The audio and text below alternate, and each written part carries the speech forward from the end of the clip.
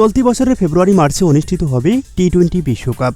বৈশ্বিক এই আসরকে ঘিরে টাইগাররা নিজেদের ঝালিয়ে নিচ্ছে বিপিএল এর মাধ্যমে।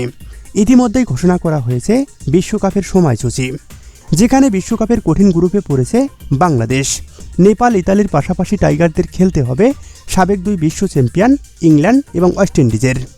বিশ্বকাপে কেমন হবে বাংলাদেশের স্কোয়াড তা নিয়ে কৌতূহল রয়েছে ক্রিকেট প্রেমীদের মধ্যে। সূত্র বলছে ইতিমধ্যেই চূড়ান্ত করা হয়েছে প্রাথমিক স্কোয়াড, যা নির্বাচক প্যানেল আনুষ্ঠানিকভাবে আইসিসিতে জমা দেবে। তবে চূড়ান্ত দল নির্ভর করবে বিপিএল 2026-এর পারফরম্যান্সের ওপর।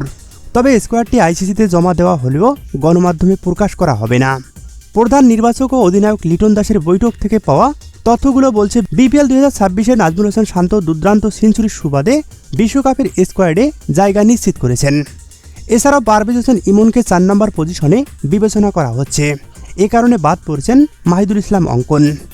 নুরুল হাসান সোহানকে ব্যাকআপ উইকেট কিপার ও ফিনিশার হিসেবে নেওয়া হচ্ছে।